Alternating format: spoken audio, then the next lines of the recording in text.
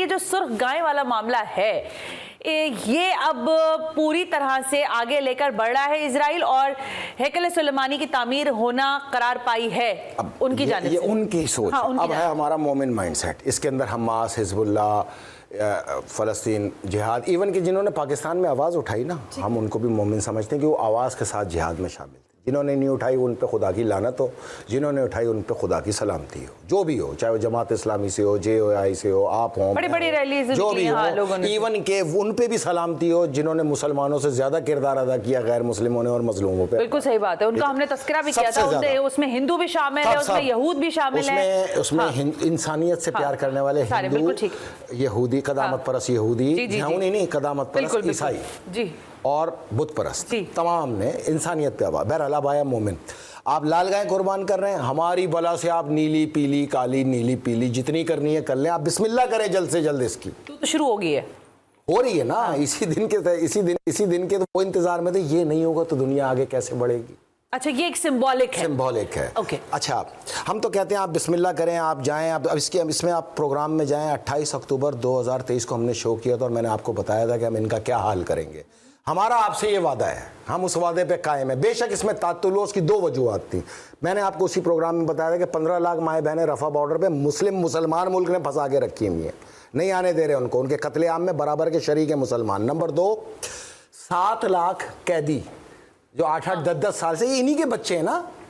یہ وہ فلسطینی ہیں جو بیت المقدس کی حفاظت کے لیے انہوں نے ہجرت نہیں کی رہے اور اس میں وہ جیلوں میں پڑے. یہ انہی کے مائیں بہن ہیں جو 15 لاکھ یہاں پہ پھنسے ہوئے. تو اگر ہم ریٹیلیٹ پوری طاقت سے کرتے تو ان کا قتل عام ہو جاتا. دنیا کہتی انہوں نے مطلب خود تو جاتے نہیں، ٹھیک ہے نا، انہوں نے کرا دیا. ہم کہتے ہیں تم صرف انگلی لگا کے دکھاؤ. تمہاری ماں نے دودھ پلایا ہے نا، تم تلمود کے ماننے والوں، تم صرف انگلی لگا کے دکھاؤ. خدا واحد و شاہد ہے اس دن یہ سوچ ختم ہو جائے گی کہ 15 لاکھ مسلمان بہنیں ماری جائیں گی یا 7,000 فلسطینیوں کو اندر جیلوں میں قتل کر دیا جائے گا. قطع نظر اس کے اسی دن آپ دیکھیں گی کہ اس پورے اسرائیل کو جو مقبوضہ فلسطین ہے انہی کو مار کے ان کے خون سے پاک کر کے غسل دے کے سرزمین کو پاک کر کے یہاں سے اسرائیل کا نقشہ ختم کر دیں گے. And we are ready to it. اب وہ وقت آ گیا ہے. اب یہ ادھر اگر اور مگر یہ ہوا ختم. اس لیے انٹرپٹ کرنا چاہتی تھی کہ دیکھیں جو جتنی سیریز میں نے اس پروگرام میں آپ کو بلا کر کی ہے اس پہ آپ یہیں تک مجھے لے کر آئیں کہ بس وقت آیا ہی چاہتا ہے، وقت آیا ہی چاہتا ہے. دیکھیں جب تک اقوام متحدہ ان کے پیچھے نہیں کھڑی ہوتی نا نظام کے اور یورپی یونین، یہ چیز ممکن ہو نہیں سکتی. ٹھیک ہے. اور اس میں سمبولک یہ تھا ان کے نزدیک یہ گائے کی قربانی. ہم نے اگر لڑنا ہے تو اللہ کے گھر پہ لڑنا ہے نا. کسی ایرانی جنرل کے اوپر یہ نہیں ہو رہی ہوتی تو قاسم سلمانی کے وقت میں ہو چکی ہوتی.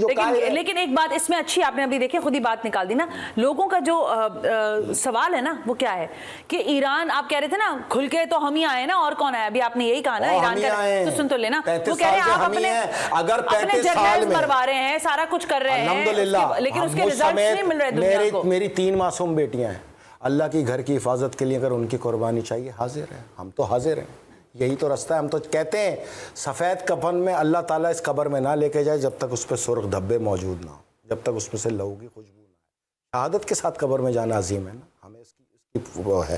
ہاں اچھا آپ سنیں، ہم نے ابھی ایران پہ ایمبیسی پہ انہوں نے حملہ کیا، جنرل زاہدی شہید ہوئے. یہ اس وقت قاسم سلمانی کے بعد حماس کی چین ان کمان توڑ ڈالی.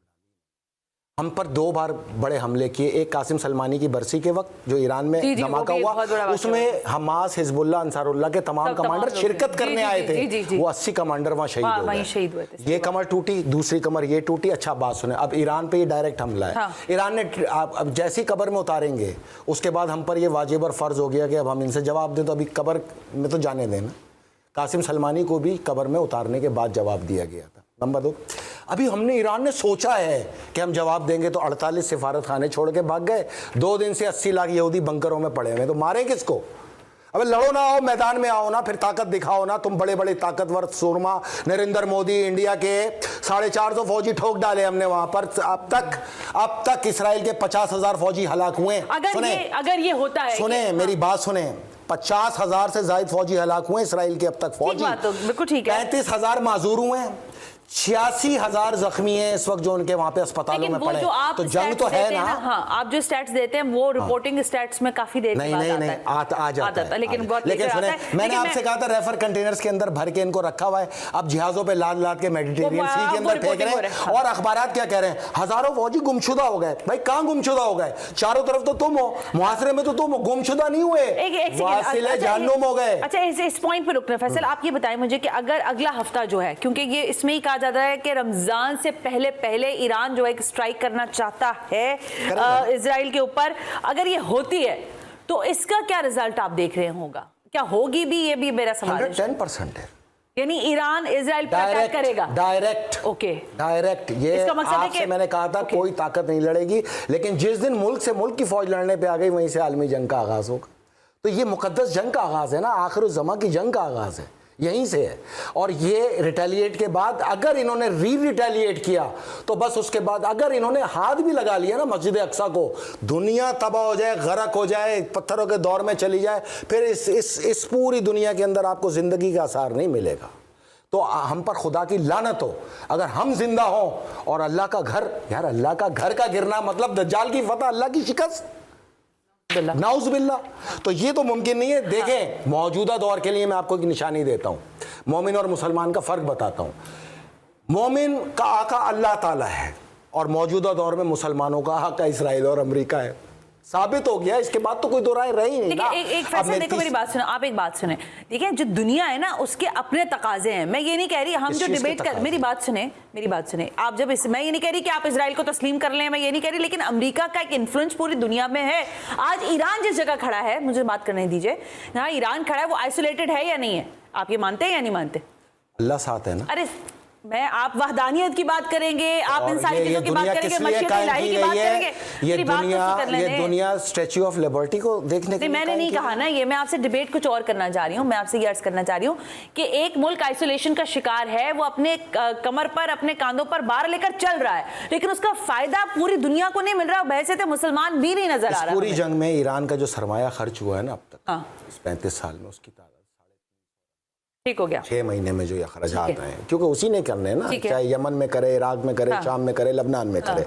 मैं आपसे एक बात पूछ रहा हूँ, मैं मुसलमान हुक्मरानों, और ये इसका जवाब सुने आप मेरे से गौर से, खास तौर पे ये पाकिस्तानी हुक्मरानों के, जिस अमेरिका के खौफ से, आलमी ताकत समझ के तुम्हारी कपड़े गीले हुए हैं, हाथ पाँव काँप रहे हैं, उसका हमने ये अशर किया कि 6 महीने टिका के मारा है उसको। और अगर उसमें हिम्मत है तो जाओ, हम पाकिस्तानियों के मोमिनीन की तरफ से अमेरिका को पैगाम दो कि तुम अगर आलमी ताकत और इतना बड़ा मुंबा हो तो बाबुल मंदब से एक जहाज ले जाके दिखाओ। अब तक 3 महीने में हमने तुम्हारे 200 जहाज गरक कर दिए हैं, उसमें फौजी जहाज भी हैं, ट्रांसपोर्ट भी हैं, बरतानवी जहाज भी और इसराइली जहाज भी हैं, हमने गरक कर दिए। अगर तुम इतनी बड़ी ताकत हो और तुम अब तक उनको इनकी ताकत समझती हो तो जाओ हमारा पैगाम दो, जाओ फैसल रजा अब्दी ने कहा एक जहाज बाबुल मंदब से ले जाके दिखाओ, एक साबित ले जाके दिखाओ अगर तुम ताकत हो। खत्म हो चुका है अमेरिका, आप लोग के जहन में पाकिस्तान के बैरोक्रेट ने कायम कर रखा है, आपके जहन में अमेरिका को ताकत पाकिस्तान के हुक्मरानों ने कायम कर रखी है, क्योंकि इनकी सारी जायदाद ही मैनहट्टन में पीपल्स पार्टी और PMLN के कायदीन की $500 अरब की जायदाद या तो अमेरिका के अंदर है, या UAE के अंदर है, या UK के अंदर है, या जद्दा के अंदर है। तो अपनी जायदाद के खौफ से डिवैल्यू होने के आपको अमरीकी मुंबई में शिकार कर रखा है, क्योंकि इनका तो धंधा ही अमरीका है। जिस दिन अमरीका फारिग हुआ, पाकिस्तानी हुक्मरानों हमें तो वो नहीं मिलेंगे, हमारा निशाना तुम होगे, डायरेक्ट तुम्हारे घरों में घुस के तुमसे हिसाब चुकाएंगे इंशाअल्लाह। करो तुम यहाँ पे इस्लाम